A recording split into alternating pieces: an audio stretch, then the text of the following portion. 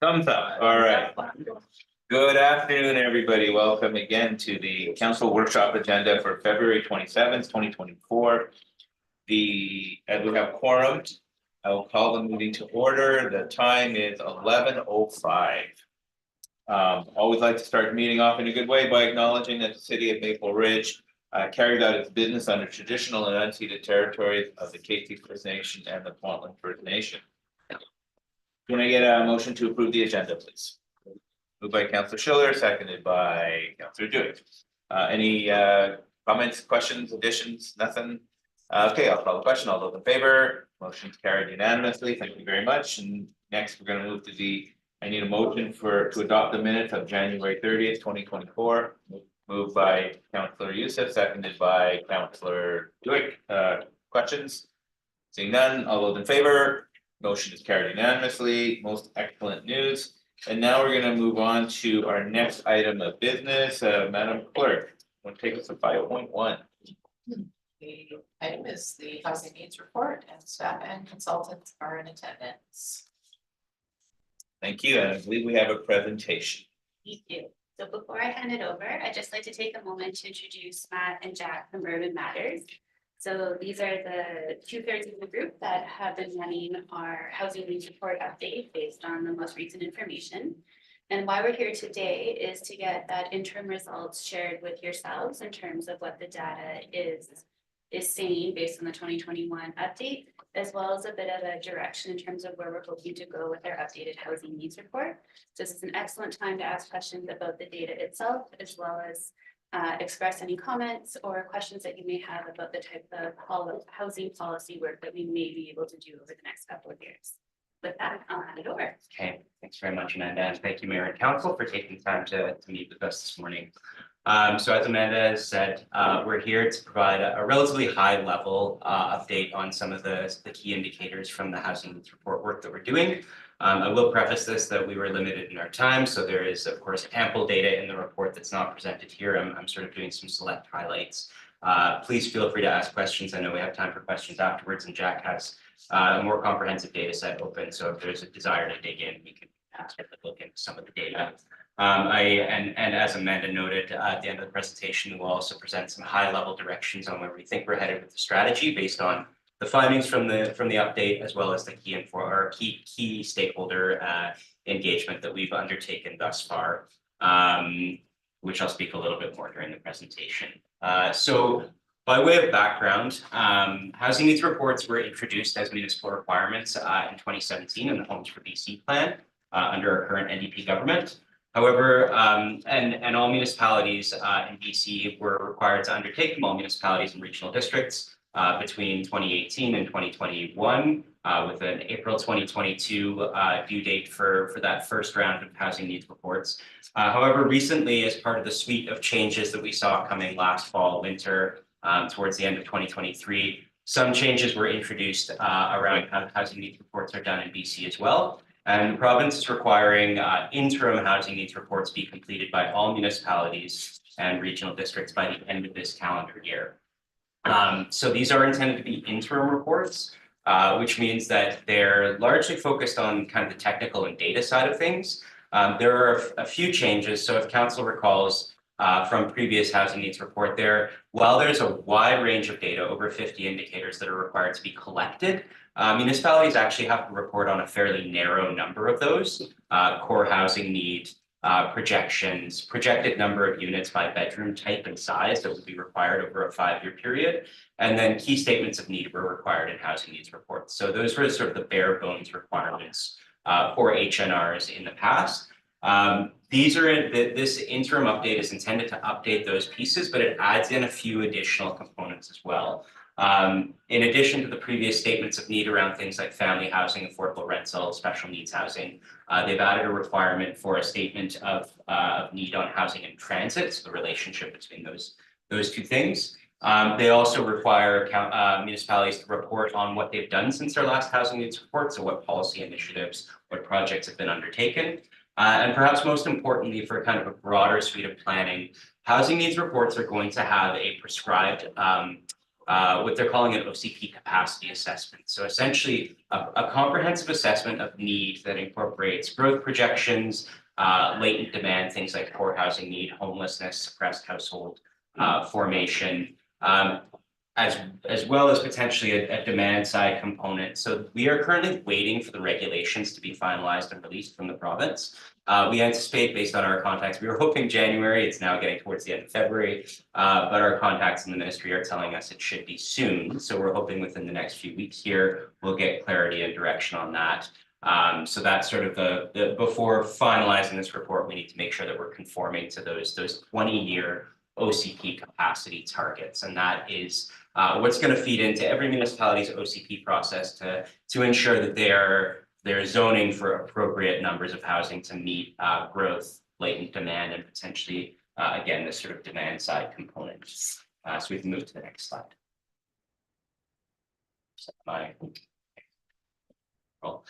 So just, I'm going to provide, again, a high level of some of the data here. The report will be much more comprehensive. Currently, we're sitting at a number of key indicators. So a fairly fulsome update in terms of the data that we have, and bringing those numbers from 2016 up to 2021.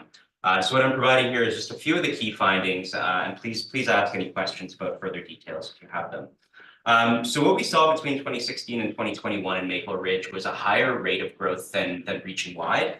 So over 10% growth population-wise compared to 7.3% in the region. So what that tells us, obviously, is that Maple Ridge is a growing population, and that we need to that any housing policy or housing strategy will need to address that and consider that. In terms of the household growth, so of course population growth translates into household growth, and that's a better proxy for us to understand units needed, right? We don't count units based on the number of people, we count them based on the number of households those people form. Some of those are smaller households, some are larger households. So what we see in terms of household growth is that growth in the city does continue to be driven by owner households, who accounted for 74% of new households between about 2006 and 2016, and now account for about 72% of total households. So we're seeing a slight decline in the proportion of owners as a total of new households and a slight growth in renters. But between 2016 and 2021, there were about 2,000 new renter households and about 6,000 new owner households. So still about that 1/4, 3/4 split between renters and owners in the city. What's important to note about there's really important differences between these household groups in that renters tend to have a much lower household income, typically about half of that of owner households.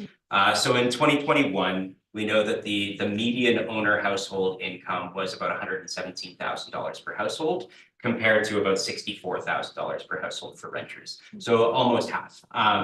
And so that tracks historically. So obviously incomes have risen over the last number of years, but that sort of pattern and that ratio tracks back historically to 2006. So this is really a really key finding because it's not unique to Maple Ridge. Certainly it's a trend that we see right across the region and across the province. But what it's telling us is that in the context of high housing prices, high cost of rental, renters don't have a lot of choice in the market. They are typically restricted to renting and not necessarily able to enter into ownership. Over the last 5 years, we've also seen pretty significant changes in the way that Maple Ridge has grown and the types of housing that have been developed. We've seen, in terms of like hard numbers of units, we've seen a big increase in row houses, that is townhouses, and apartments in smaller buildings, accounting for a significant portion of the overall new units, followed by homes with a secondary suite, and then duplexes and medium and large apartments accounting for a smaller portion of that growth. When we look back at kind of the full period, 2016 to just last year, 2023, we see that there were nearly 5,600 new housing starts. So those don't always translate to completions, but they're a great indicator of where the housing market is going and where focus is. And we've seen that 12% of those are purpose-built rental. About 30% of those are ground-oriented dwellings, so a mix of row houses, attached homes and detached homes. And then 57% of those were condominium or apartment style buildings, so denser forms of multifamily. At the same time, as we all, I mean, this is probably a graph that has no surprises, but over the last roughly 13 or 14 years, we've seen huge increases in the cost of housing across every single housing type. And this shape, I mean, the overall, the particular numbers obviously vary from community to community, but almost every community in the Lower Mainland, across Southern Vancouver Island, across Southern BC, has a graph tracking housing prices that follow this general trend. And what we see is a relatively flat period in 2011 coming out of an American housing crisis and an economic slowdown globally, a period of kind of suppressed commodity prices. And then that starts to pick up around 2013-14 when generally speaking, the economy fares better. So we see an uptick in the cost of housing. It's then slowed again through some housing policy measures around 2017-18, and then a really significant uptick as soon as the pandemic happens. And BC is seen as a safe place to kind of invest or rest capital. Massive changes in the housing market that took place between roughly 2020 and 2022. And so now we're dealing with a period of extended and significant growth, despite that blip around 2017. That's really, I mean, that is in a nutshell the housing crisis that we're seeing. And it's the way that I think the way that we need to understand it is that it's, there are different factors that are impacting this change in the cost of housing. But what we're seeing is really radical, particularly over roughly the last 5 years in terms of growth rates on the cost of housing and sales prices. That tracks, so there's a sort of comparable or correlated trend line here when we look at rental units, and it's actually not, it is around rental price, but you also see it around rental vacancy rates. They follow a similar shape, except the vacancy rate one is inverted. So as soon as housing prices start to rise, whether they're ownership or rental, vacancy rates start to drop, right? Because what you're effectively doing is pricing out those renters that might be on the verge of being able to buy. As the housing prices go up, they're no longer able to buy. Rental is more in demand, and the supply is not keeping pace with that demand. So what we're seeing here is a historical growth trend again of purpose-built rentals. So the data that we have in Canada typically focuses on those buildings that were intended to be rental buildings. We have a huge amount of rental housing in Canada that is what they call the secondary rental market. That is secondary suites, private dwellings, that these can be homes, townhouses, condominiums that are rented out by individual owners. We don't have any data on that, so we don't have a lot of ability to kind of check prices over time. CMHC releases a little bit on condominiums, but it's at a regional level, so it doesn't tell us anything about Maple Ridge in particular. But what we can follow from these trends is, again, the trend lines are what's important. So we would anticipate seeing these prices going up across every form of rental housing. What we have is purpose-built rental. And some of these are older, typically more affordable. Some of these are the newer stock that's coming online now. But generally speaking, we're seeing this significant uptick as well. It's maybe a little bit more suppressed than we see in the ownership market, and that's because we do have rental controls on an annual basis from the provincial government, which limits the amount that landlords are able to increase the cost of rental. So another key indicator here, our primary key indicator of housing vulnerability in Canada is what we call core housing need. This is a twofold indicator. So I'm sure we've all heard of the 30% of income that needs to go towards shelter costs. That's the affordability indicator. There are two other indicators that go into the basis of core housing need, and they include consideration of what's called suitability, which is, do you have enough bedrooms for the number of people, or are you experiencing overcrowding? And then adequacy, which is your state of repair. So are you living with leaks, black mold, things that may pose a health or safety risk? And so you take any of those three things, and if you are a household that is experiencing an affordability issue or an adequacy issue or a suitability issue, you are not necessarily in core housing need yet. If you earn $200,000 a year and you're paying more than 30% of your income, you probably have an alternative in the market that you can look at. You can rent or you can purchase. you can go somewhere else. But what CMHC and StatsCan are really interested in is those folks that can't afford an alternative in the market. And so what they do is they take the affordability, the adequacy, and the suitability, and they say, if you're experiencing one of these and your income is such that you cannot rent or purchase an alternative in the market, then you're in for housing need. And when I say market, I mean your community, your municipality, census subdivision. So not looking to other parts of Metro Vancouver, not looking to move elsewhere. And so this is a really key slide because it tells us a little bit historically, and I mean, we have the data in the report going back to 2006 for core housing need, but what it tells us is a couple of things. The first is that you can see there's kind of two parts, 2016 and 2021. On the left of each is the owner, and on the right of each is the renter. So first of all, we see that the renter bars are much higher. And that tells us that renters experience a rate of core housing need that is much higher than owners. So overall, in 2016, 37% of renters experienced core housing need compared to 8% of owners. What's very interesting is that we actually see a decline between 2016 and 2018, in particular in renter core housing need. Owner, not so much. The numbers stay more or less in decline, maybe a little bit. But what we see is this big drop from 37% of renters experiencing core housing need in 2016 to 29% of renters in 2021 are experiencing core housing need. Now, this is really important because we saw a couple of slides ago how much rental costs had gone up, how much the cost of ownership had gone up. So the question is, how is this rate being reduced? And the answer is because of the pandemic, the CERB benefit was targeted often at the most vulnerable, lowest income households. A lot of those were renters. So what we're actually seeing is some of the best data that we've ever seen on a wide scale income intervention in Canada. And one of the things that it tells us is that units are an incredibly important part of the housing solution, but there are other policy interventions at a senior government level that may impact things like core housing need. And I know, just as a sidebar, the latest child poverty numbers came out yesterday for BC and Canada, and they tracked a similar decline in child poverty in BC and tracked it to the CERB benefit as well.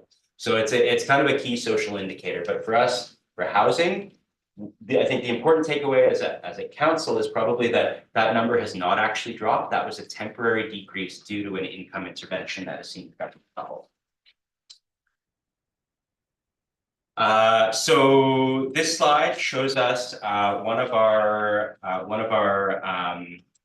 projection scenarios for. It's our understanding that under the new H&R requirements from the province, we'll actually be required to produce two. So we have produced two as part of the work. What I'm showing you is the higher of the two because it's based on the local growth scenario. So these are from BC Stats. These figures are from BC Stats. They're based on births, deaths, in migration, out migration.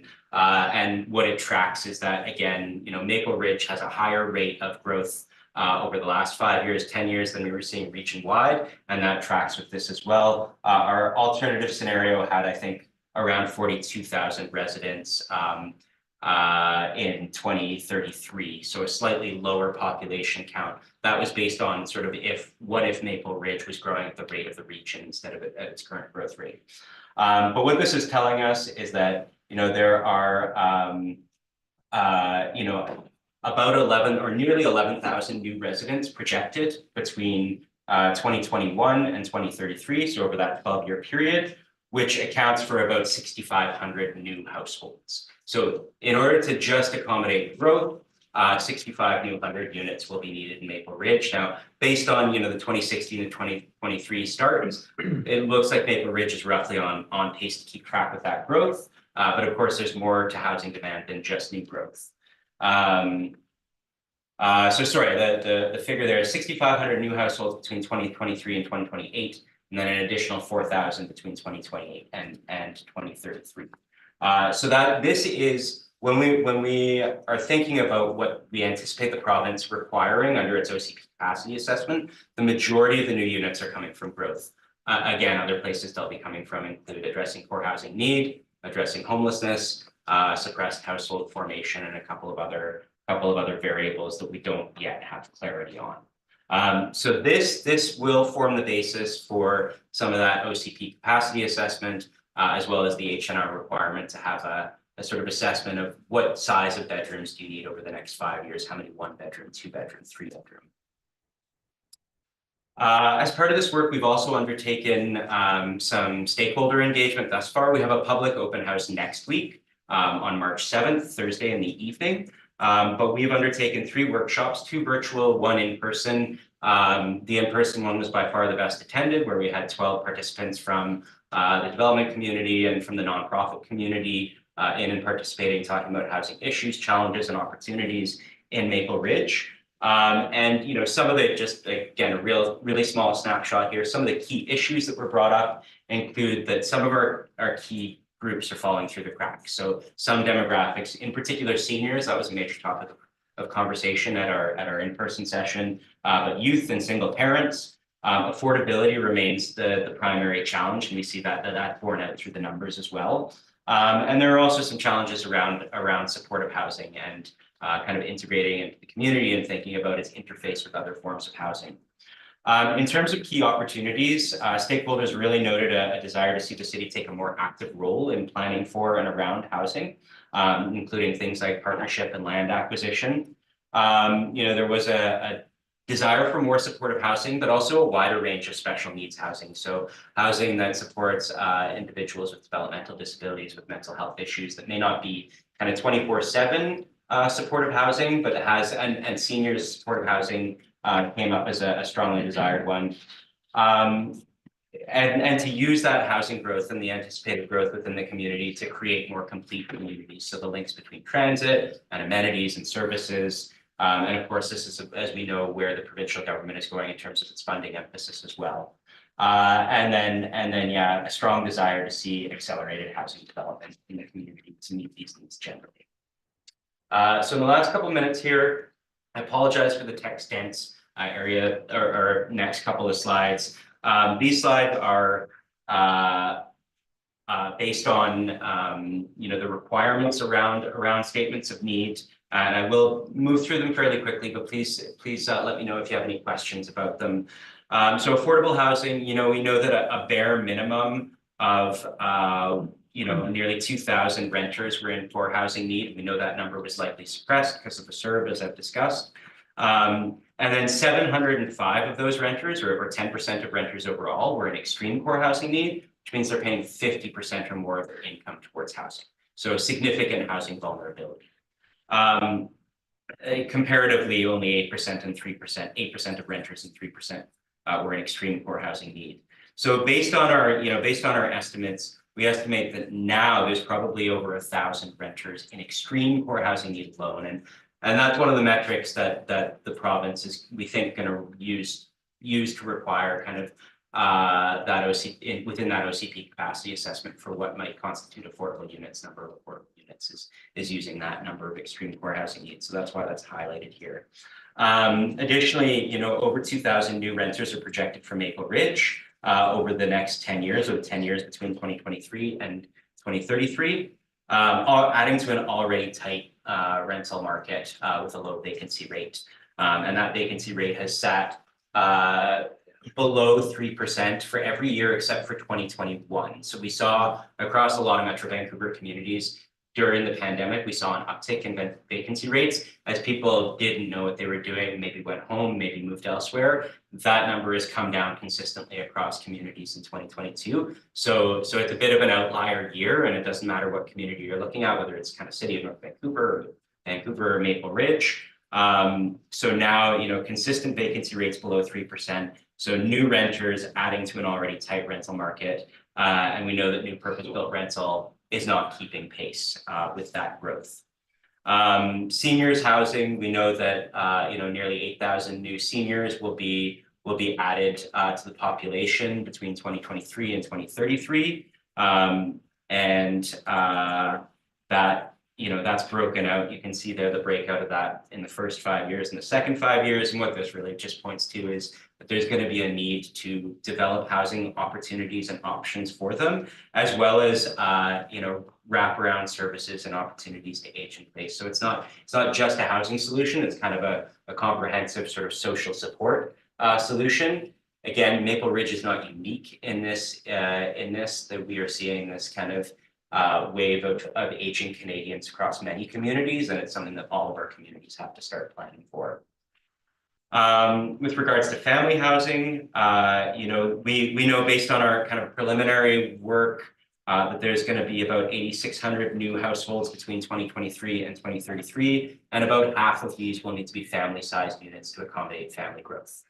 So we do see a lot of growth in smaller household groups, which can constitute individuals living alone, couples without children, and then those couples where a partner may die or they may divorce and they move into being single, but still fully half of the units that are projected at least will need 2 bedrooms or more to accommodate families and family style housing.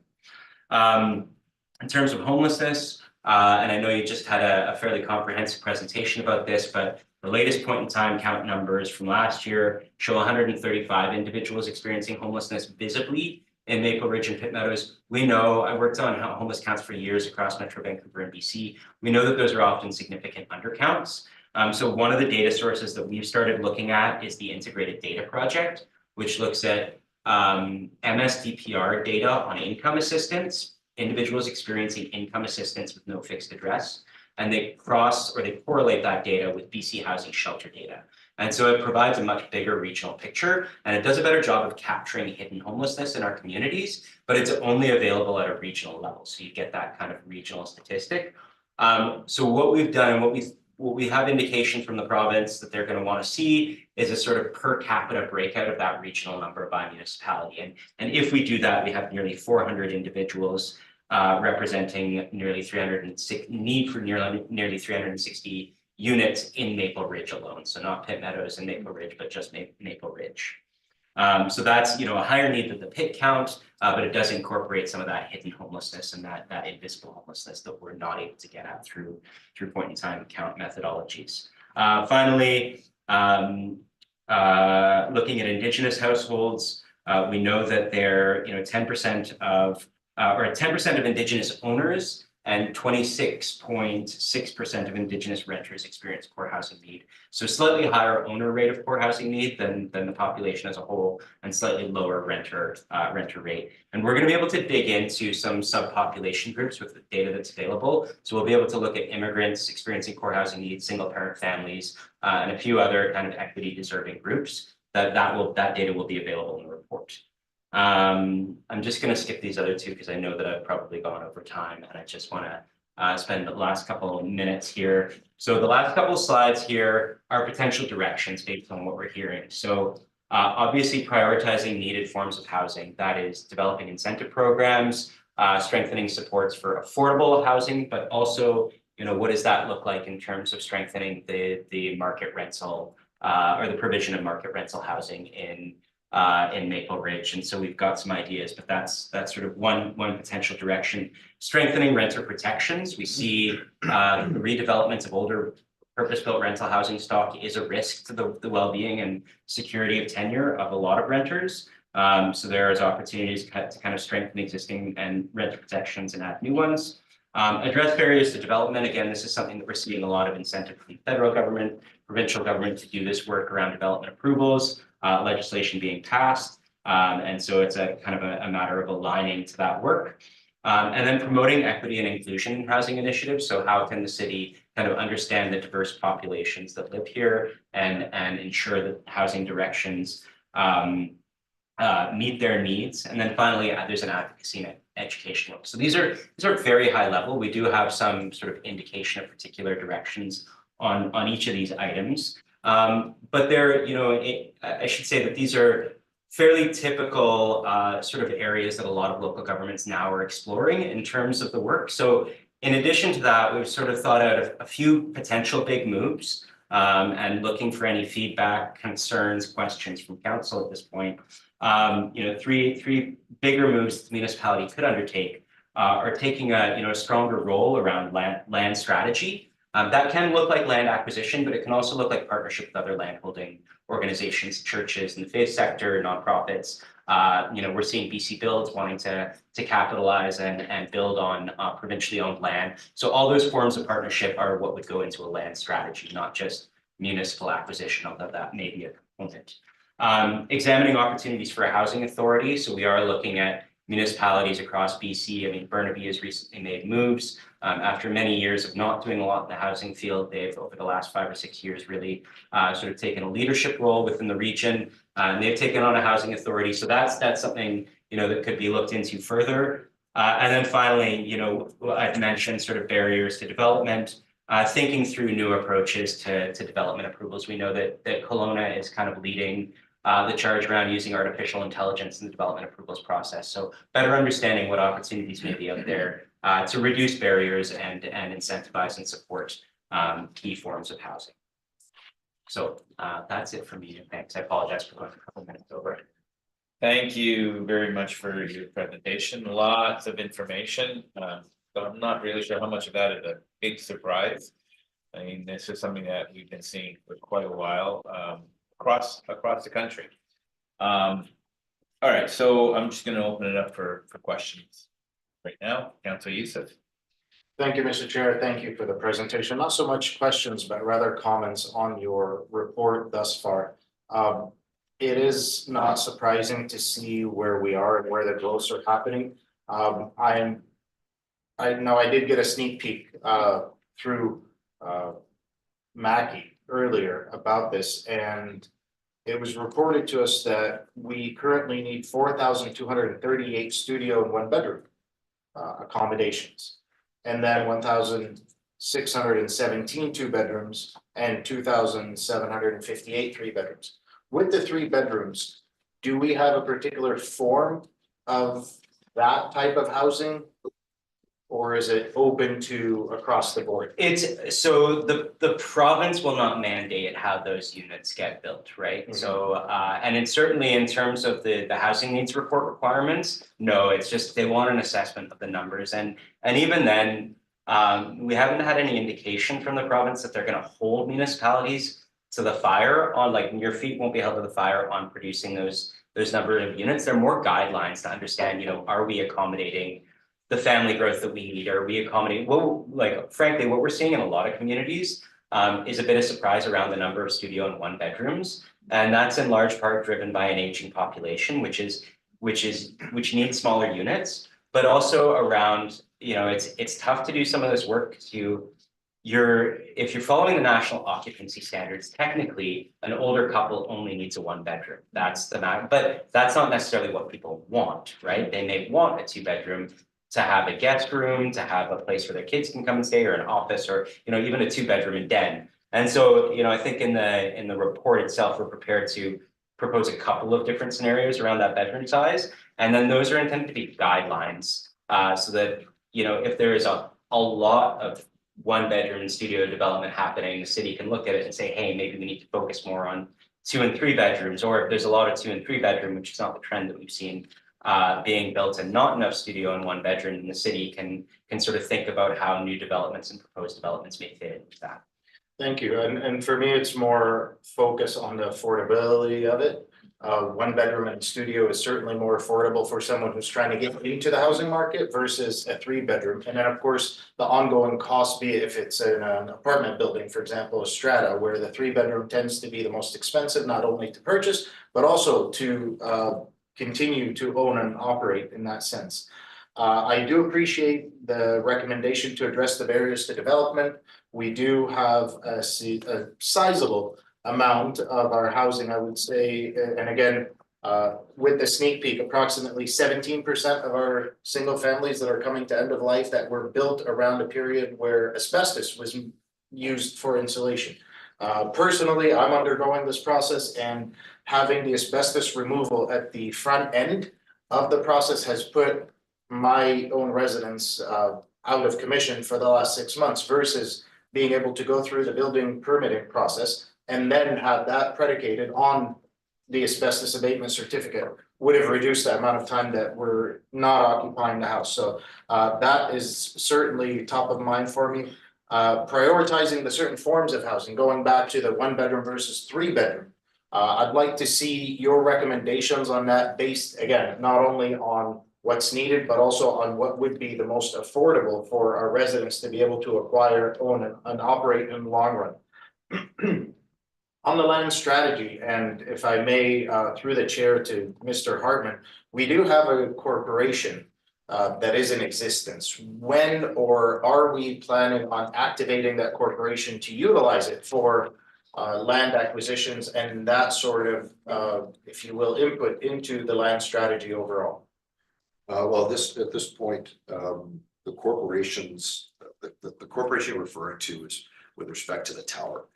And so if it's the will of council to review the ability to flex and point that in a different direction, I think that's more of a strategic conversation that we would be bringing forward at a different time. I don't necessarily know right now, if coming out of this recommendations from staff or from council with respect to this presentation, the ability for us to explore a housing authority or another avenue, if that's the will of council, we would then bring those things back to look at what other avenues are available for the corporation to be able to do that. I know Ms. Machado and I have been talking about what that looks like for land acquisition, what that looks like for economic development as we move that needle as part of that overarching corporate strategy of delivering on your strategic plan. I think it's a little premature for us to start moving those pieces around, but it's one of those levers that we have available to us should we need to execute that as we build out your strategy for the next 3 or 4 years. Thank you very much for that. And with Urban Matters, I would look forward to your feedback as to whether a housing authority or a corporation would be more along the lines of what's needed within Maple Ridge, considering the context that we're in, not so much the region. And lastly, yes, for development approvals, I'm all for introducing new technology so that way our staff can have a bit more time to do the less mundane side of it.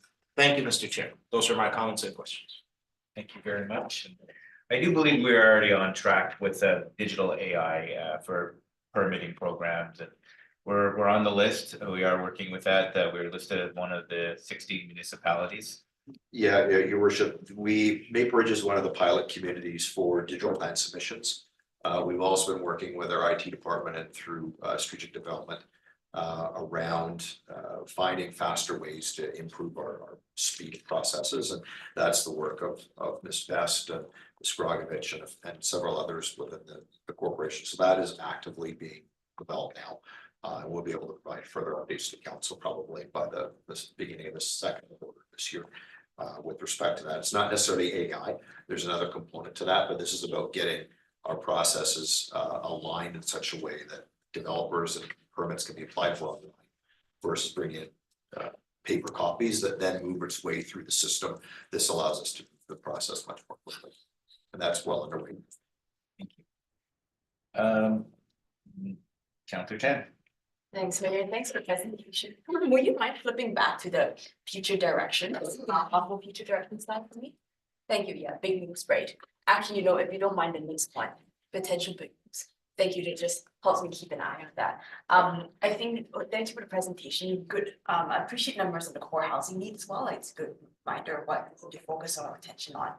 I am in general supportive of this approach of looking at these big moves, and taking this land strategy, whether it's our land, whether it's canvassing. I think we've heard the UBCM Housing Summit and the Metro Vancouver Council of Councils that need for sort of canvassing sort of churches and nonprofit organizations for what kind of land that we can work with. And the city is province sort of built on land that's hopefully not necessarily just that. So I think that kind of municipal land strategy, when I see that, I hear not just the city buying up a bunch of land, but sort of being more active partners. Is that accurate? Just to sort of reduce the capital cost to us and spread it out a bit. If I may, through the chair, yeah, absolutely. I mean, I think Burnaby is really lucky because they had a big land base, right? So they were able to start from that, and we know that not every municipality is that fortunate.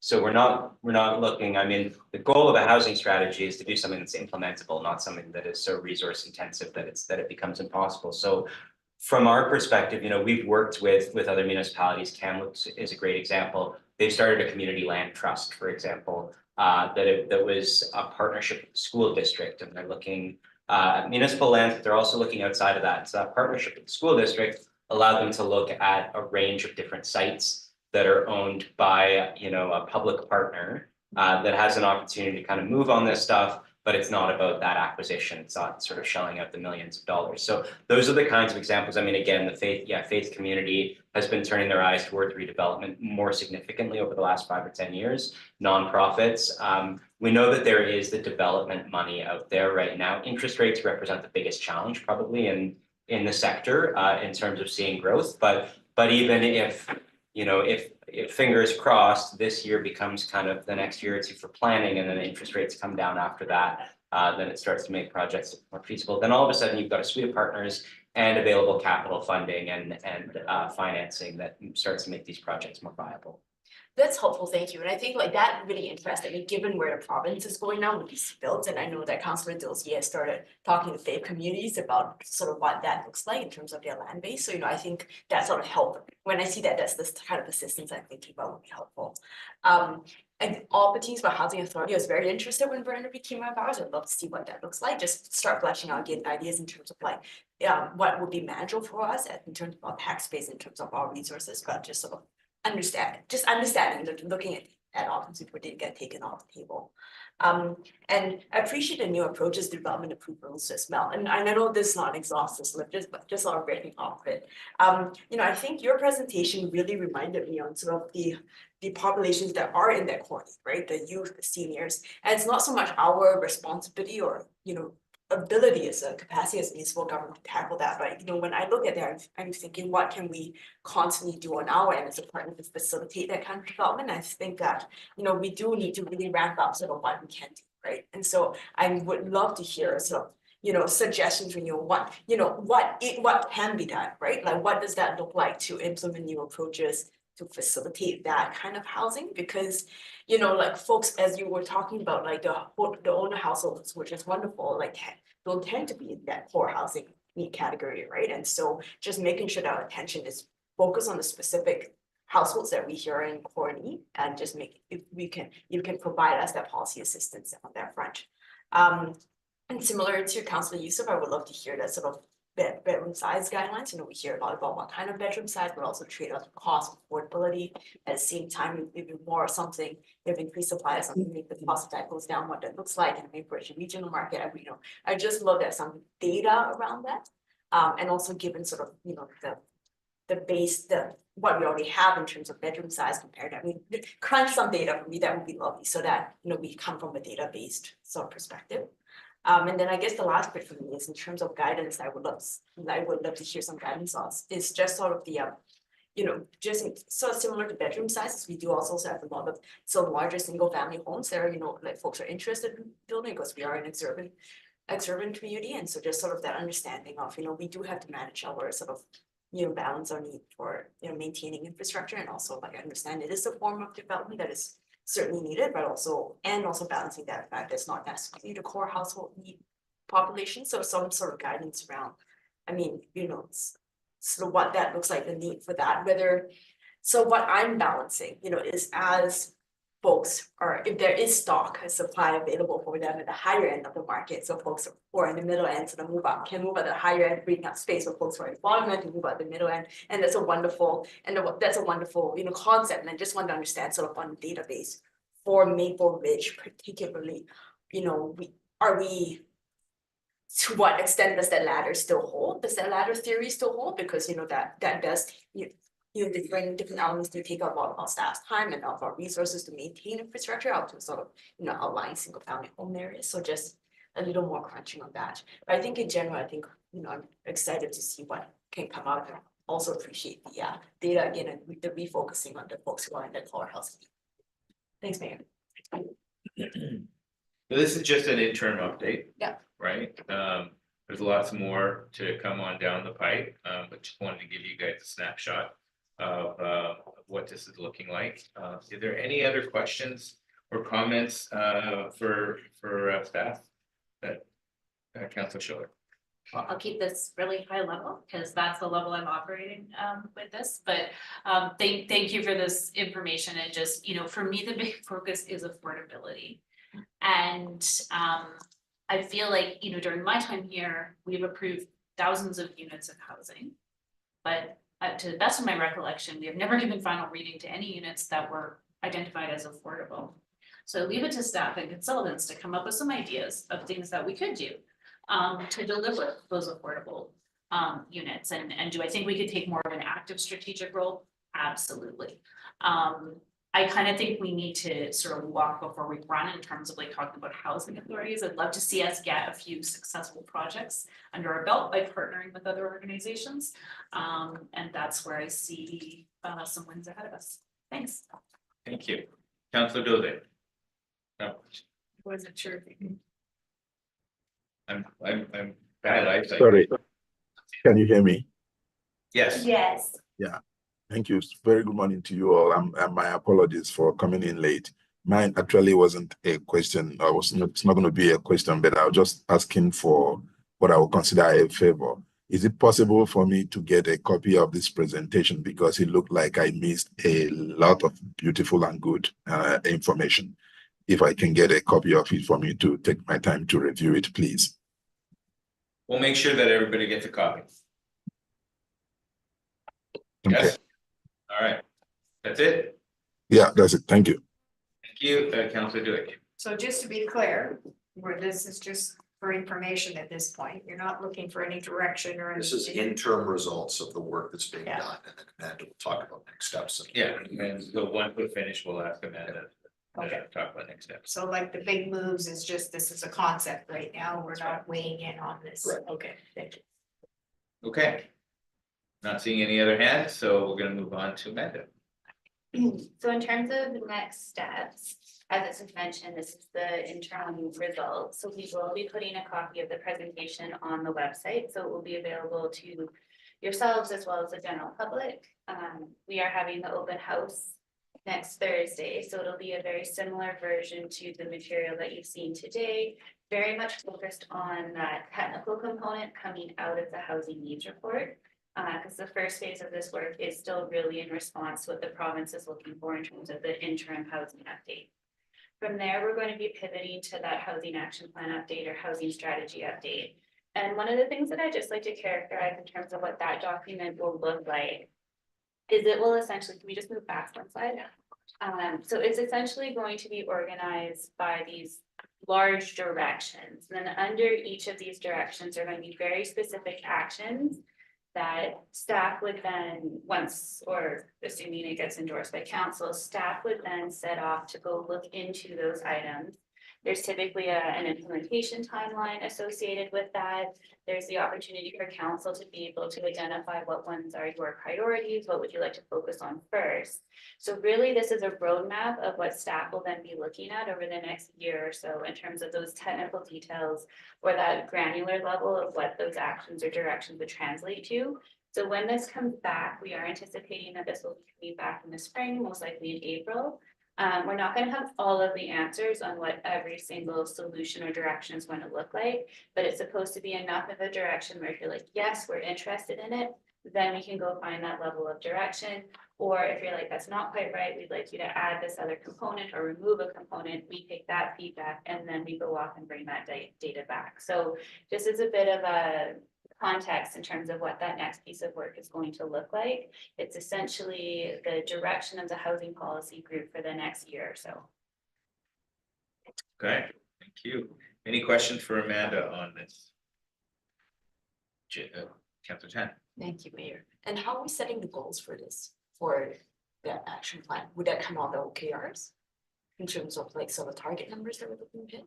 So there's a component of this that is going to be tied back to the housing needs report. So based on the provincial requirements, these are the things that we need to do in order to be able to make the targets and goals that have been set up on us by the province. And then I think there's another way that we'll be able to integrate which priorities and directions reflect the strategic priorities of council. And we'll be able to identify that in the action plan as well as the staff report that will accompany that. So you'll be able to see the two pieces together. We just need to be able to respond to the provincial requirements, and that's going to be the foremost element of the housing action plan and the final report for this. But we are very cognizant of what council would like to achieve, and we'll be able to speak to that and kind of characterize how these pieces work together. Great, thanks.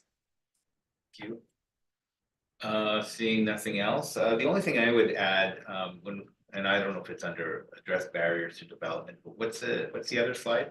Next one over. Implement new approaches to development approvals. We've been talking about this for a while and we haven't obviously made any progress yet, but it's that going back to that concierge model. This is something that we think is extremely important. And we'd like to see from conversations I've had with council, this is something that we think that can actually make a difference in achieving the kind of numbers for such as rentals. This is what's gonna help us move that forward. So if we could put that as they're planting that seed in you. Cause we have been talking about it and it would be good to actually see something on paper for that. If I may, through the chair, I agree wholeheartedly. I think in particular for those landholding partners like nonprofits in the faith community that don't have a lot of development experience, being able to come in and see a friendly face and have the development process explained to them. Eventually they will need some form of development consultant or support that walks alongside them. But to have that really friendly points of contact can make the difference between, a volunteer board saying, yes, let's explore this, and no, this is too much for us, or, we don't know how to do this. Of course, the concierge model goes further than that, but I think that in terms of activating those lands, that can be a key part. Yeah, and I think if we can make a policy out of it, that will encourage people to switch over to the most important needs of our community. You did say that you were using the number below tenancy rate was below 3%. As far as I know, it's actually below 1%. Right, so it's a little deceiving to see below 3. But the reality is, yeah, there's not a lot of rentals out there for folks, so I think that we need to make sure we highlight that. Okay, that's everything, so there's no recommendation, so no motion, so thank you very much for your presentations, thank you, and we're gonna move on to the next item.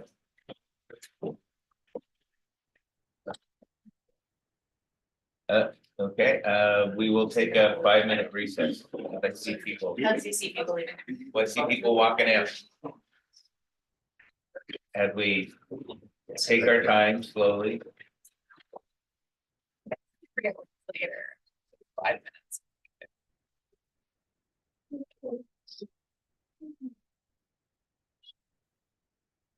We're just gonna wait for council to come back. Like I turned away, there was 2 people sitting at the table, I turned back and there's new people.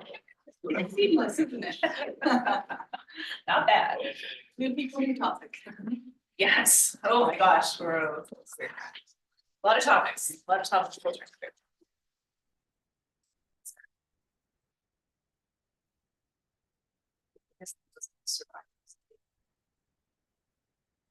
Just like surviving through this day to get to the end, yeah, yes.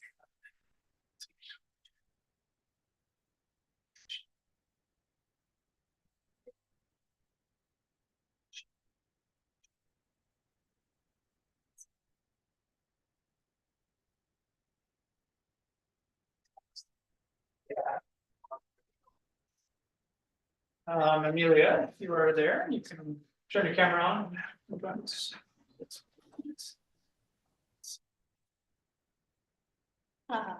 And Cindy?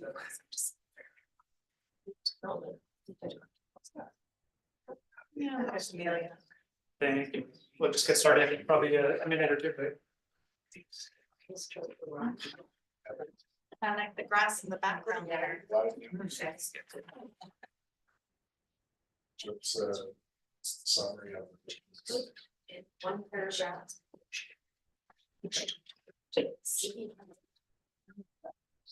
Yeah.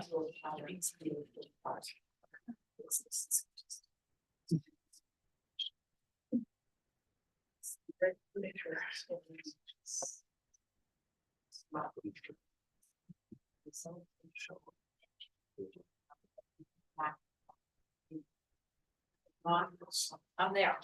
I'm there. Okay, so it'll just be. Oh, we've got new people here. See, this is what I'm saying. Hello, new people. You look away and you look back. Check us. Too far, I can't see their names. We will introduce them. Okay, fine. Oh, okay. No squinty needed. Hello, people who will be shortly introduced.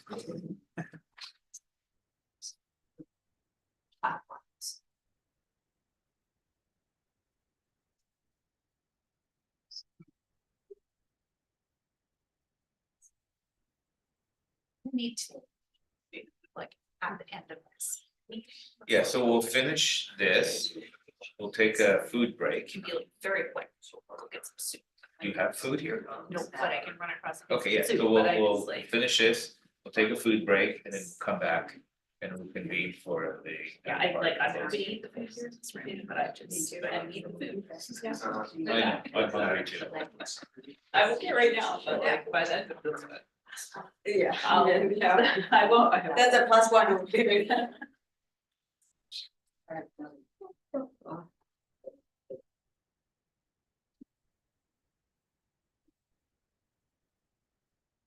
Okay, we'll reconvene. And welcome. For item 5.2, we have the Urban Forest Management Strategy Update. And presenting to us, we have our very own Valerie. Thank you, Mayor and Council.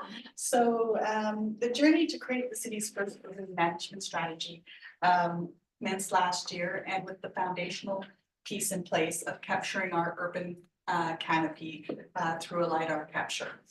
The work has been led by Mr. Neufeld opposite here and supported by our consultants, who we will introduce shortly, Diamond Head Consulting, as well as a cross-departmental staff team.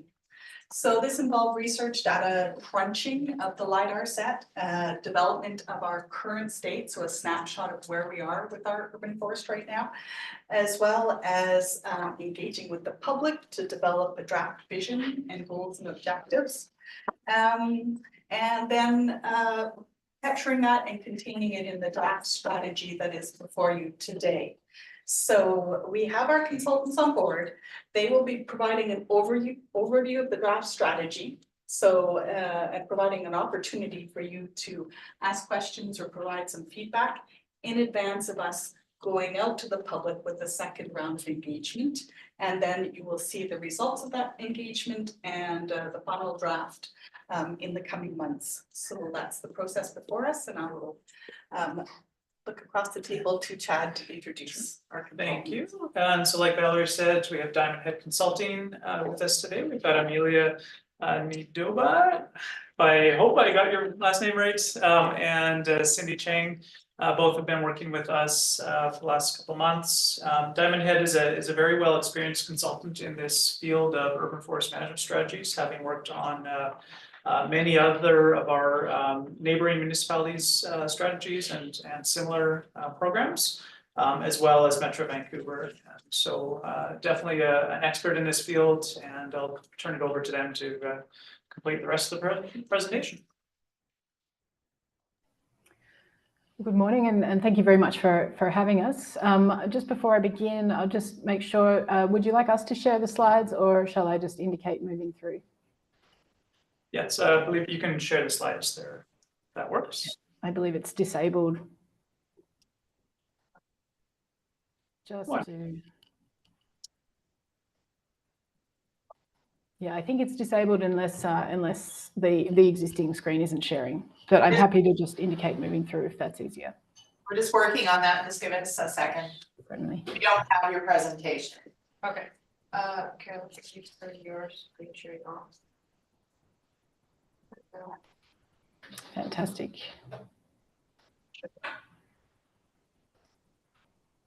Great, and everyone should hopefully see my screen now.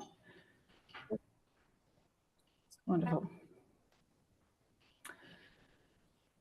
Okay, yeah, so I have about a 20-minute presentation today, and Cindy and I are looking forward to hearing comments and questions at the end. The agenda is to provide you with an overview of the project scope and the timeline to date, what we've learned so far, and then introduce the draft strategic framework that we've proposed, which includes the high-level vision, a canopy cover target, and some goals to guide that implementation of that vision, as well as just touching briefly on the more detailed strategies and actions that would be used to implement that work. And the purpose of today really is to provide this presentation on the draft urban forest management strategy and have this opportunity for questions and feedback.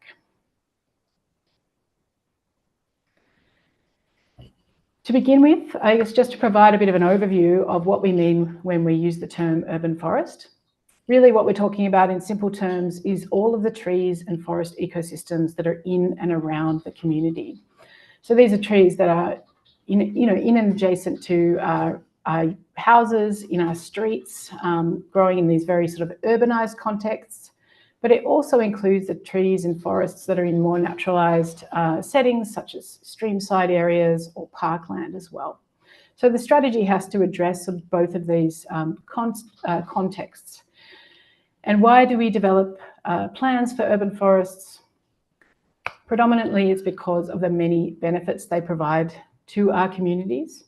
And as urban foresters, really what we're seeking to do is create the conditions to maximise the benefits from trees, to minimise the risks, and to find ways to do that for a reasonable cost to municipalities. Many of the benefits that are written in this list here, I'm sure, are ones that people can identify with. Certainly, trees providing shade and cooling, storing and sequestering carbon, habitat. These are all benefits that many of us, observe in and around our cities. But research is also really starting to demonstrate how essential it is to have greening in and amongst our urban areas. And one of the best local examples we have of that was the 2021 Heat Dome event. We had more than 600 people, unfortunately, lose their lives in that event. As a result, there have been a number of research studies, the coroner's report, and report into those deaths that found some findings that relate to urban forest management as well. So, for example, in the areas where most people died, those were locations that had less greening, significantly less greening within 300 metres. So that information told us that having trees and greening in the vicinity was a way to reduce the risk of mortality during heat events. Also, the people who were most vulnerable, they were older, they had sort of other social deprivation factors. Part of the recommendation that came out of the coroner's report was that urban forests and other forms of greening be used to reduce vulnerability in urban areas.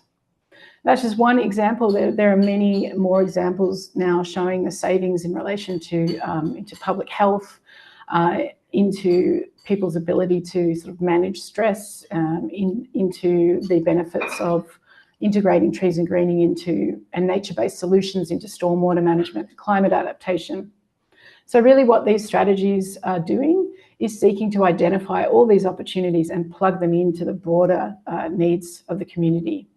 And it's interesting to think about housing needs as well, because often, the costs associated with landscaping and with tree protection are often sort of considered sometimes a barrier to affordable housing. But we really need to find ways actually to integrate, because both housing and urban greening are essential parts of having a healthy built environment. And so those are some of the synergies and the opportunities to improve processes through development to achieve positive outcomes for both housing and for greening as well, are some of the things that are driving our work in the plan. So what will the strategy do? Really what it's going to do is establish this baseline for what the urban forest is today, what its extent is, and some of the indicators of its condition and health. We want to develop a community-supported vision for what it will be in the future, and then establish some objectives and targets that will help drive us in that direction.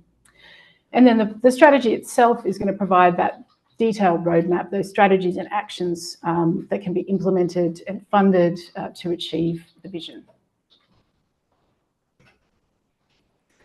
In terms of our timeline, we have completed this project in a number of phases. And so the first phase of our work was the background research and the mapping that was mentioned. We completed that last year and then built on that to engage the public. And then we used the data from that sort of first phase of work, as well as what we heard from the public, to draft the strategy that's now before you. And then the next steps involve taking that out to a second round of public engagement and obtaining that feedback before we finalise the strategy. So what we've learned so far, one of the big pieces of work that was completed to support the baseline was mapping the tree canopy cover. And as it was mentioned, we used LiDAR, which is sort of a laser pulse that is sent down to the ground from a plane, and it creates a three-dimensional map of the surface below. We can then combine that with ortho imagery and use AI to help identify what is a tree, what is not a tree. And that generates a very detailed canopy cover map. And this map on the right shows at a very coarse level all those green canopies that were detected. But even at a fine scale, if you were able to zoom in, that tree canopy data set is as detailed as the individual tree. So you can go right down to the parcel level and see the tree that's there. And because it's LiDAR, it also gives us height information. So it really gives us a good sense of the structure of the urban forest and where it is located. We used a number of different geographical boundaries to summarize that data set. And so the black outline of the map you see on the right here is the OCP boundary. So we didn't do the full municipal boundary. We didn't have LiDAR covering that whole area. We used the OCP boundary, which makes sense from a planning perspective as well. And the canopy cover within that boundary is 54%. So certainly high relative to other municipalities in the region. We also, though, want to look at it from the urban boundary perspective, because that is where the majority of the population lives. That's where most of the development will occur, and that's where a lot of the policy and management will be focused for the urban forest. And the urban boundary includes these inset black outlines around these different community areas. And within that, canopy cover is averaging 38%. However, you can also see that even within those smaller boundaries, canopy cover is not evenly distributed. Areas like Silver Valley and Thornhill contain a lot more of the canopy cover, and then elsewhere it's in the urban areas it's more diffuse. And really as well, just to note that the canopy cover that exists within cities is typically a function of historic land use and land management practices. And you can sort of see, in terms of agriculture, in terms of urban development, the location of where there's less canopy is where those land use changes have occurred. And then we have these areas of forest concentrated in the upland forests and in and around riparian areas where trees have been retained. So we also wanted to look at this data from the neighbourhood scale. And similar to that pattern you would have seen on the previous map, we can see that the distribution of canopy cover varies from sort of west to east, and largely again based on those patterns of land use. We have some neighbourhood areas that have canopy cover as low as 15%, and then others that have canopy cover as high as sort of 60 to even 85%.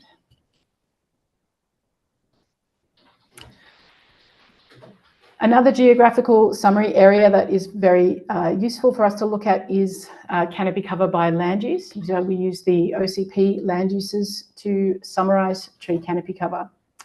And that's important because that land use indicates what the future land uses are expected to be.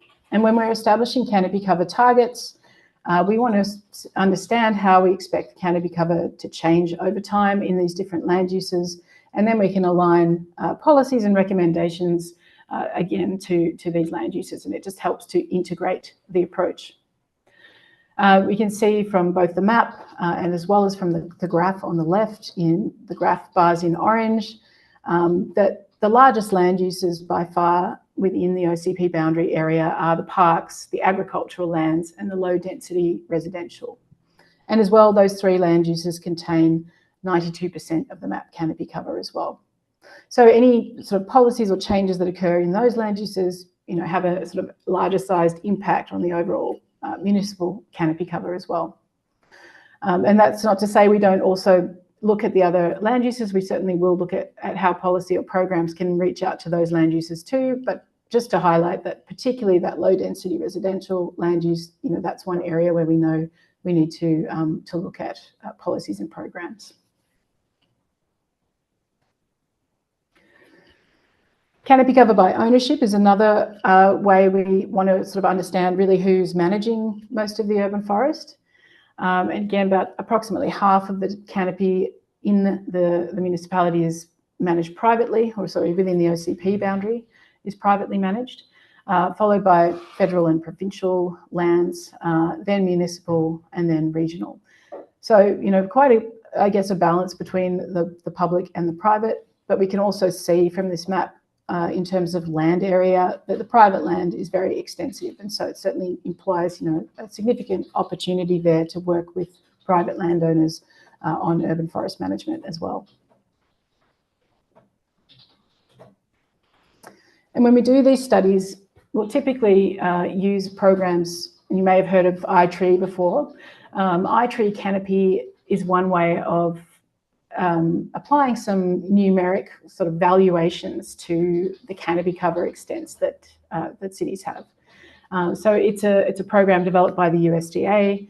It provides estimates of the values related to ecosystem services, including carbon storage, carbon sequestration, avoided stormwater. So essentially the stormwater intercepted by trees that doesn't go into municipal storm systems, and then air pollutants that are removed. So it uses these kind of equivalencies to estimate how much it would have cost if that stormwater or those air pollutants would have had to be removed by other, built sort of grey infrastructure means. And we can see from these values for Maple Ridge, they're quite significant, with an estimated 145 million in stored carbon based on the tree canopy extent, and an annual service provision estimate of about 22 million in terms of those more annual services for stormwater, air pollution, and carbon sequestration.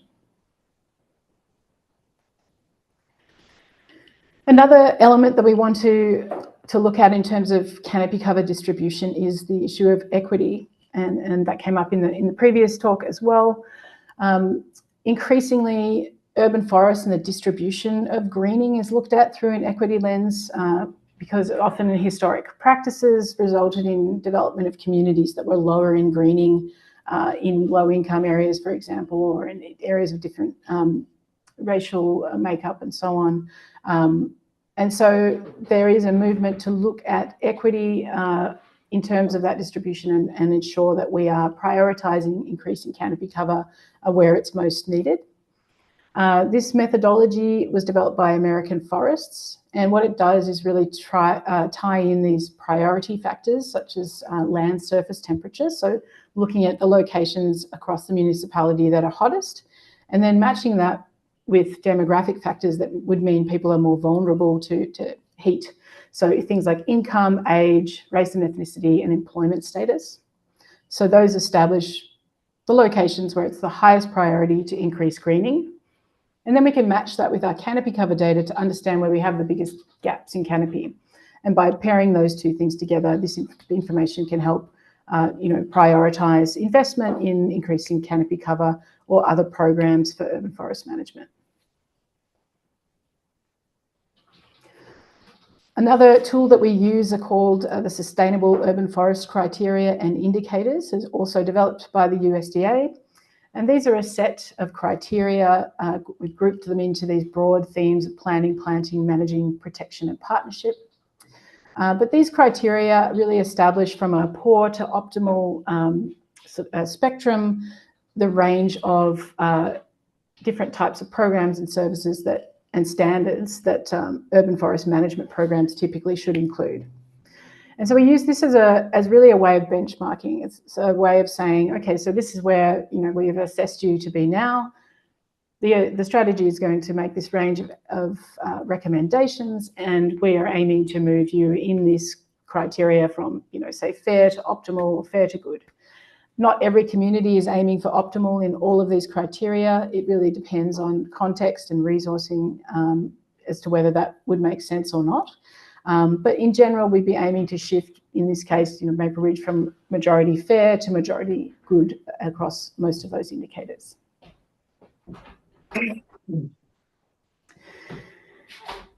So we did present some of this information to the public. Really, this phase 1 engagement was broad, was asking people about their values and their priorities. There were several ways of engaging through open house events, through the public survey, and then an online mapping tool. And you can see on the left here, the sort of number of people that were engaged through that phase 1 process. And I'll just highlight some of the findings there. So one of the questions that we ask in general is people's preference for canopy cover outcomes. And so of the 225 survey respondents, the vast majority, 91%, wanted to see canopy cover increase. Very few wanted to set a target that would maintain or allow for a decrease in canopy cover. We also asked people about their priorities for tree regulation, and sorry, these are probably quite hard to read in terms of detail, but to give you a sense of where we had majority support. In general, respondents wanted to see protection against significant tree canopy loss, so definitely avoiding sort of large-scale canopy loss. They wanted to see requirements to retain healthy trees, to protect trees from damage, and to require the retention of very large trees. There was also support, although less strong support, for having the option to have cash in lieu provided. So when trees had to be removed, to provide cash in lieu for those trees to be planted elsewhere in the city. There was more opposition for allowing the removal of healthy trees, even with replacement, for allowing removal of large trees, even with replacement, and for allowing property owners flexibility to remove trees as long as they kept some trees on their property. So certainly from the respondents, we heard from a strong protection support, which is, I think, quite an interesting finding. So in terms of the draft strategic framework, this is the structure that we have followed, this sort of hierarchy of having the vision and the goals, and then the more tactical strategies and actions. So the vision and goals driving what we want, and that canopy cover target sort of sitting there as a means of us sort of having a quantitative metric to determine if we are achieving that outcome.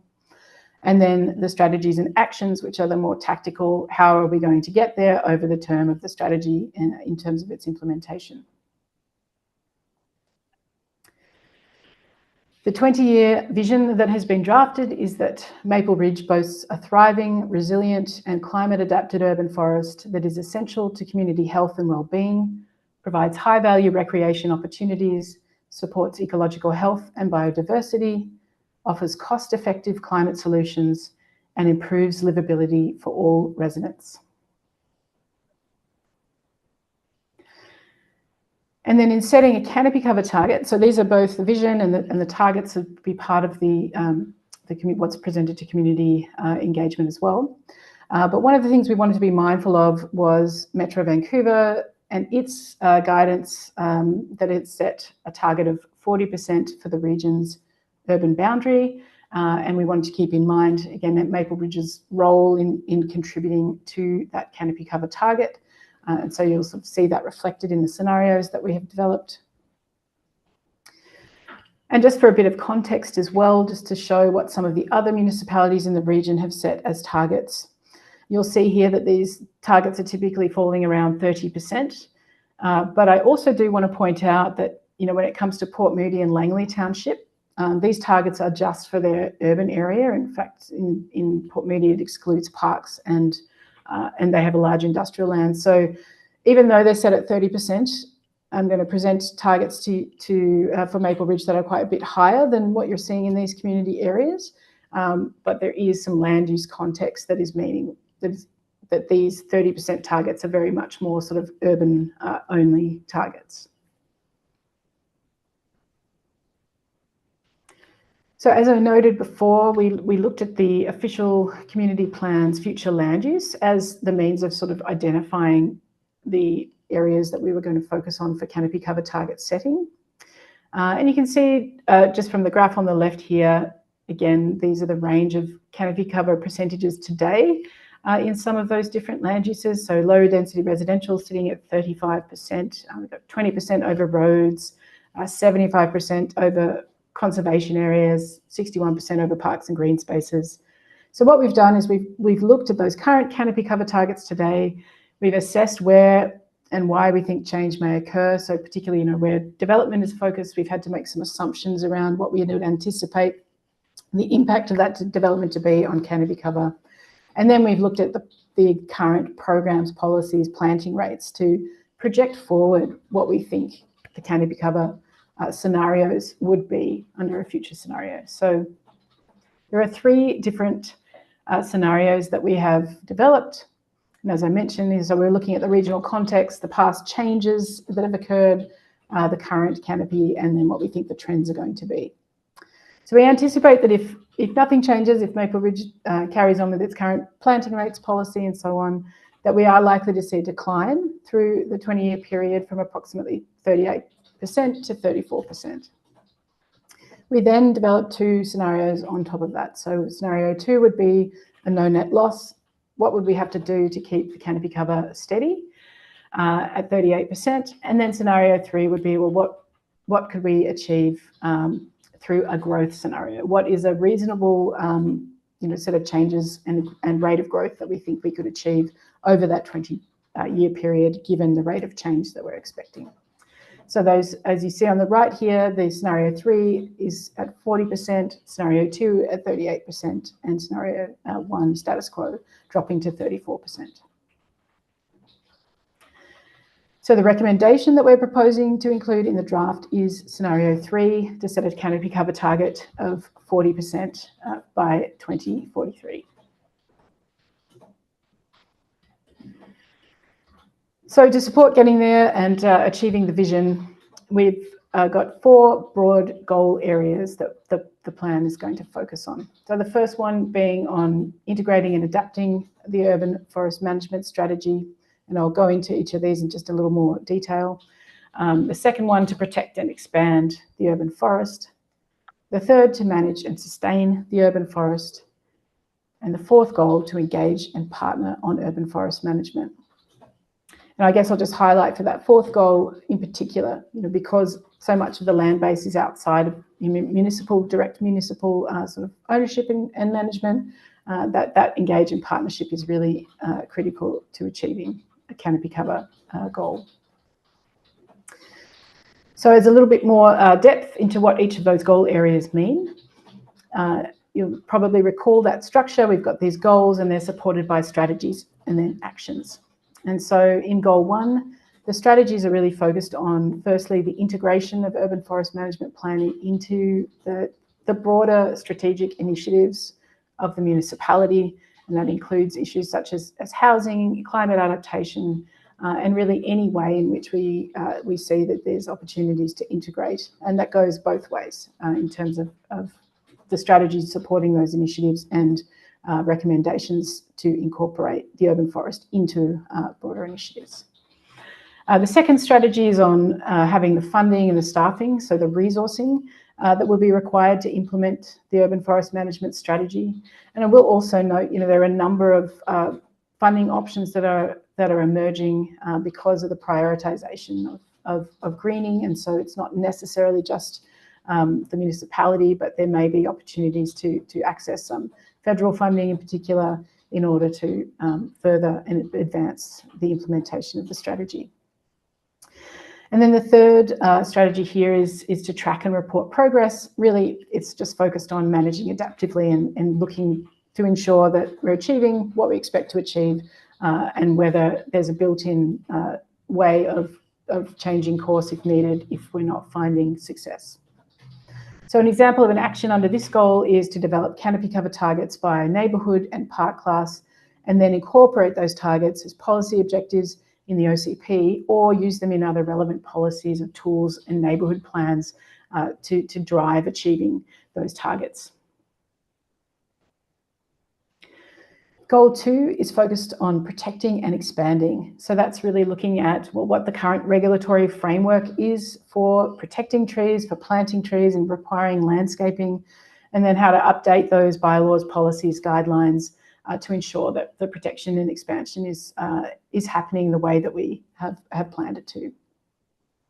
The second one is focused more on forest lands and how those can be protected and support and restored to support biodiversity and healthy ecosystem functioning. So that's more along the lines of ensuring there's connectivity, that there's protection of big important habitat hubs, and that there are ways of acquiring or protecting those lands through development processes. And then the sixth strategy there is focused on planting itself. So that could be planting that's done by the municipality or through development or through volunteer stewardship programs and so on. And then an action there being to introduce tree density or canopy minimums into planning tools. So things such as zoning or development permit areas, as well as updating the tree protection and management bylaw to require compensation for the removal of trees. The third goal is a bit more operational, so it's looking at the management and sustainment of levels of service for the city's urban forest management. So one of those is looking at defining the levels of service and then understanding how those would need to be resourced in order to be achieved and to achieve sort of best practices in management in order to make sure trees are long-lived, healthy and low risk. And then that strategy 8 being to manage trees for health and public safety. So that's really about having some standards of tree care and risk inspection that ensure the assets are in good and safe health. So an action there is an example being to integrate urban forest assets into the city's asset management system, and really focusing on how can natural assets practically be integrated into these programs so that they're properly funded for their planting, their maintenance, and then their end-of-life replacement as well. So asset management is a powerful tool for urban forest management, but not one that has been used very broadly yet. And then the final goal is engage and partner. And that's really got two strategies associated with it. So one being to engage the community in active stewardship of the urban forest on both public and private land. And the second one there being to foster partnerships with external groups and just to have additional capacity to really be able to implement the strategy just on and beyond municipal lands. And one of the bigger action examples there is to develop a plan that would actually guide the communications and the stewardship and identify those partners and the resourcing requirements in order to effectively engage community members in stewardship. So in terms of our next steps, after today, we would be seeking to move into the second phase of community engagement, where we'll be then sort of confirming the detailed actions that will go into the draft plan. We'll be asking for community feedback through both an online open house and a survey that will be available to the public. And then once we finalise the strategy, we would be aiming to come back to council in the spring and hopefully have the strategy adopted. And so I leave it there. Thank you and look forward to your comments and questions. Thank you very much for your presentation. Again, another one that's got lots of stuff to consider. We're not voting on this, but we're just trying to provide direction to staff. You know, and my hope is that there's the general consensus on there were three potential outcomes. The do nothing status quo. There's what was the second one? Maintain our status Maintain. at 38%. And then the third one was to reach for the target that's set by Metro Van. And I'm hoping that we got consensus that that's where we should be going. But for now, let's just have that conversation or ask any questions that will help inform staff of the direction we're going. And bear in mind that if we are going to do the 40%, that it's not one thing that said, yay, we're going to get this done. It needs to be integrated throughout the entire organization and as part of our own OKRs moving forward. There's a lot of moving pieces to that. So just food for thought. So I'm going to open it up for questions. Councillor Schiller, followed by Councillor Youssef. Thank you very much. Thank you for the presentation, and I'm so glad that we're doing this and developing this strategy. It's really exciting to hear about. It's something that I'm very interested in. I really appreciate the equity approach that you're being mentioned as well in terms of moving this forward. This is more of a specific staff question, but I've been curious about, when we collect fees payment in lieu for trees that are cut down during development, we collect that money. Can you just give me an understanding of sort of what we typically do with that? Are we using that to buy trees that we plan to maintain? Are we just sort of saving that money, or just, I don't have a good understanding of how that works. Certainly, I may look to Marlene for support, but this is money that is collected through our planning department. And I do know that Parks is involved in the process of determining where we're gonna reinvest that money. And it's often invested in reestablishing ecosystem health, so we're planting native trees in targeted areas. Okay, great. Okay, that gives me a better understanding of sort of how we approach it, and just based on the 50-50 private public ownership piece, I'm looking to see a program developed that would support private landowners in being able to get and maintain trees. Did you want to speak to that? I wouldn't mind commenting if I could, but that is critical here. You've seen in the presentation that the municipality has, I'll call it, control over 15% of our urban forest, our parks and our green belts. We can provide guidance and development patterns, but ultimately it is private land that is going to achieve this goal in time. Great, glad to see that alignment. Finally, I just did want to speak to the tree canopy, the target. And I see that 40% is quite standard in the region. Here's what I'm going to say about that. We're already at 38%. We've established that we want to be a leader in climate action. We're known for our green assets that's identified in this report, and we know that our residents really value that. So that makes me think that this target needs to be more ambitious. I think it should be the highest in the region. And I don't know what that is because I don't know what all the targets are, but I'd much rather see it at like a 50% number. I think if we're going to be leaders and we're going to stand out from the crowd, then our number should be higher. Those are my thoughts. Thank you, Councillor Youssef. Thank you, Mr. Chair, and through you to our presenters. Thank you for the presentation and the report. Real quick, you said that Metro Vancouver's target is at 30%? 40%. We're currently at 38. My apologies, I thought we were 30 and we're at 38. So when we're speaking about the urban canopy and the trees that form that canopy, is this a particular type of tree or a particular height of tree that then would account for canopy? Through the chair, thank you. Yeah, that's a good question. So what we've used for Maple Ridge is essentially, I think, a height cutoff of 2 meters. So anything that falls above 2 meters is counted as tree canopy cover, and it does include any type of tree. So whether it's growing in a natural forest or in a street, for example. Thank you for that. Personally, I've always been an advocate and favored pollinator-friendly plantation, be it on city boulevards or in this case, in the case of trees.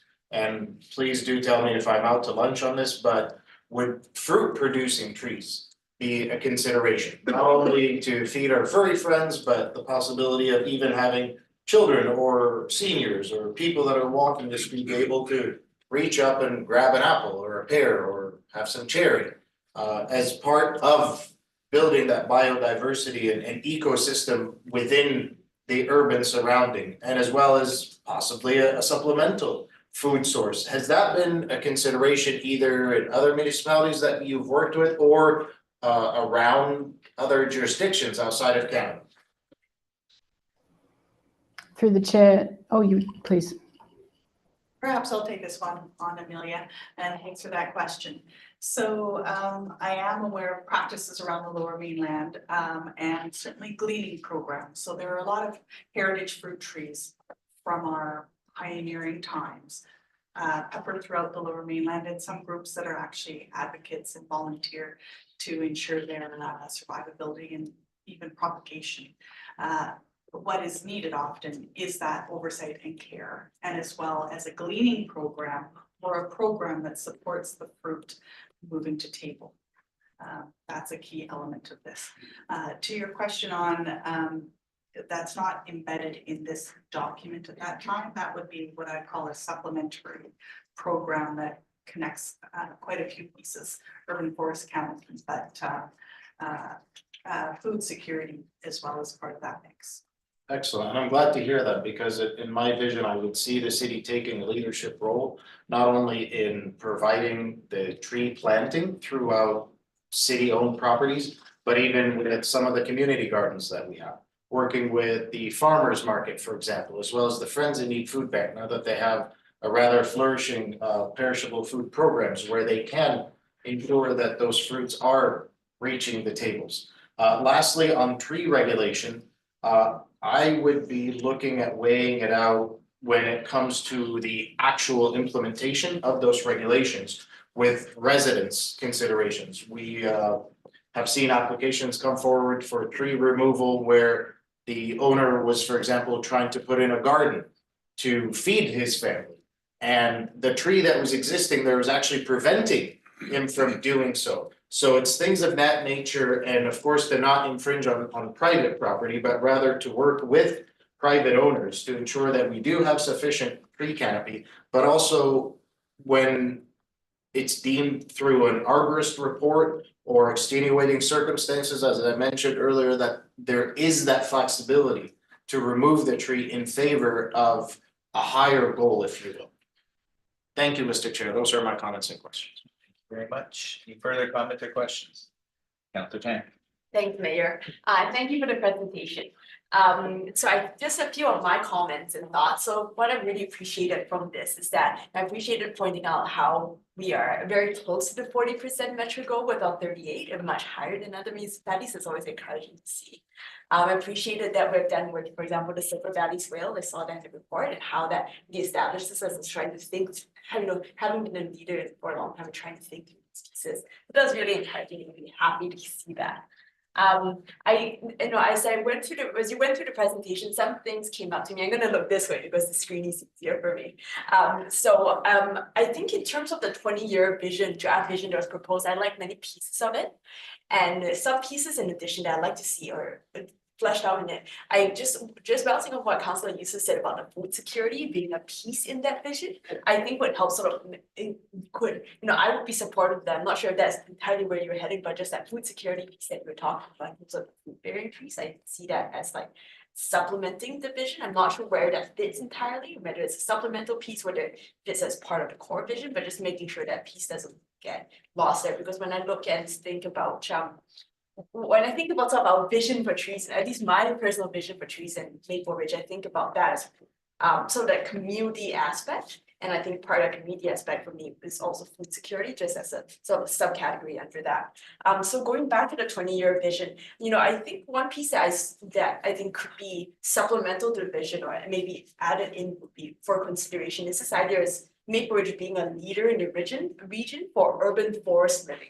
The sense that our citizens really appreciate the natural part of living in Maple Ridge, and we all know that we have access to many recreational opportunities. And for as someone living in Hamlet, and living in the western side of Maple Ridge, and that sort of opportunity, you don't trek out 30 minutes to go enjoy your Maple Ridge, and you just don't get it on a daily basis, right? And so I think I would really appreciate this idea of us being a leader in urban forest living, and so trees being a daily part of each resident's life, not something that you have to make an effort to go out to find it. It's just there for you. I really support what Councillor Schiller said about equity-based approach. And just having that baked into the vision as well is something maybe just to make sure still moving forward, that is something that is sort of set foremost in our minds as we approach this. And the other piece that I was curious about with what Councillor Schiller said in terms of the target, it was really interesting for me to see that Maple Ridge is sort of higher than other municipalities, sitting at 38% versus I saw 23% floating around and also 28%.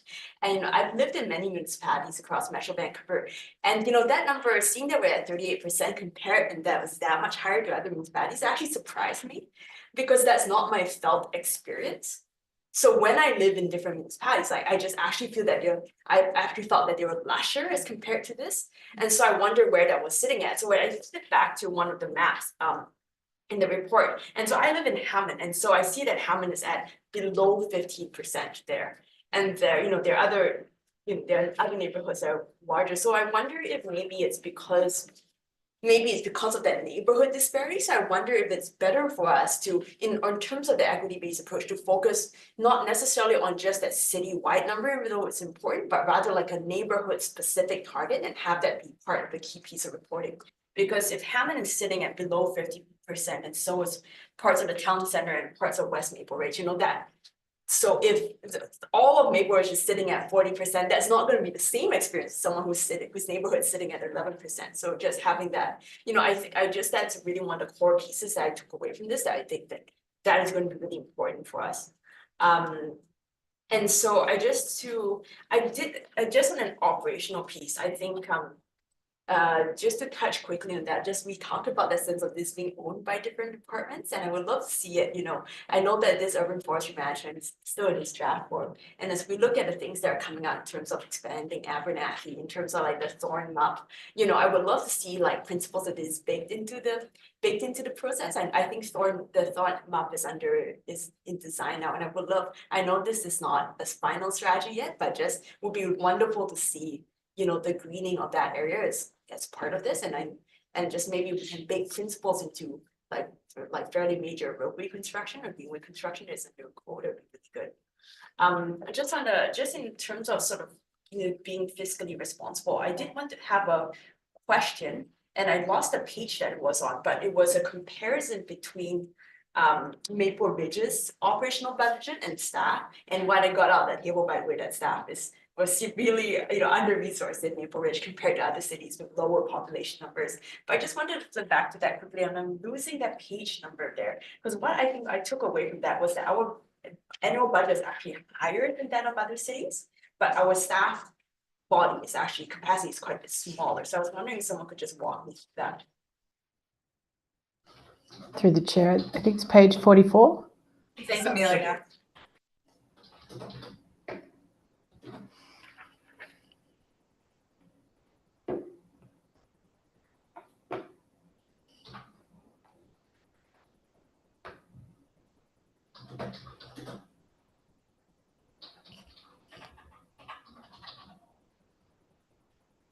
Putting page 24 up there, or? Yeah, Amelia, do we need to, or Amelia, are you gonna walk us through this page? I can, sure, certainly. Yeah, so these are some of the sort of metrics we've been able to obtain from other cities to give us an indication of essentially what's spent on the management of their trees and forests. And what you can see there is there's differences in population and population density, land area, and then things like urban forest staff capacity.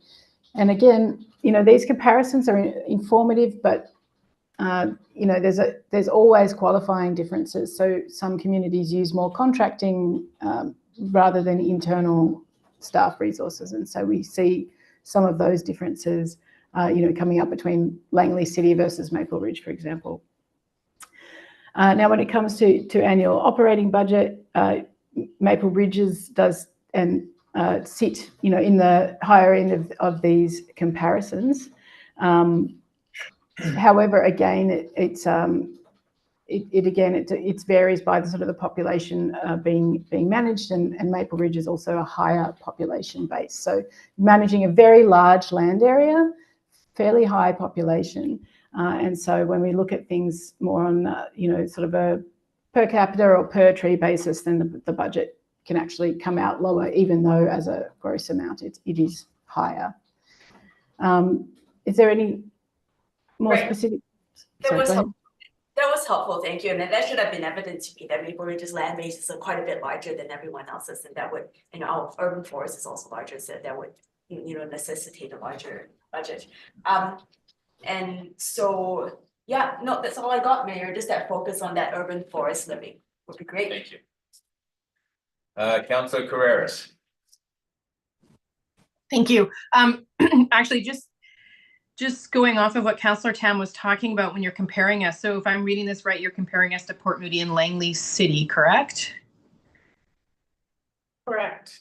Okay, I'm wondering if we did any comparison to more like-minded cities. I mean, Langley City is a very urban center and Port Moody is much more urban even than we are. But is there any way to look at cities like Delta, Chilliwack, and I think Nanaimo are sort of more comparable in size and makeup?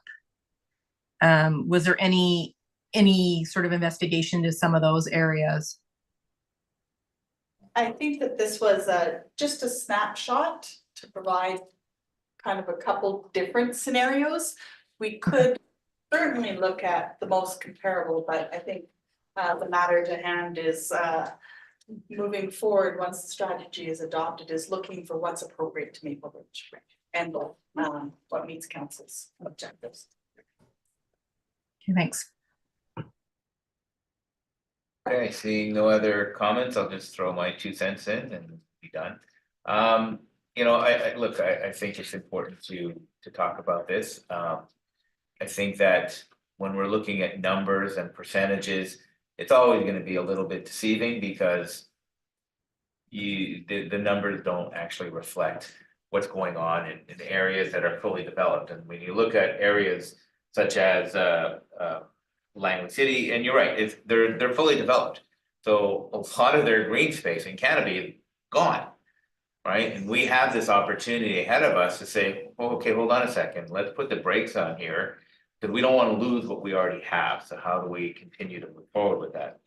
So having said that, I just want to make sure that I'm getting a sense here that we all agree on the 40 or 40 plus number. Am I reading the room correctly? No, any objections to that? I mean, there's a lot of detail that needs to come, obviously, and that will be up to staff when they bring it back, cost wise, how do we get to where we need to go? But I need to make sure that staff have a solid grounding on where they're going with this. So it sounds like a 40 plus number is the right way to go. I'm not seeing any objections to that. So, Mr. Hartman, do you need anything else from us?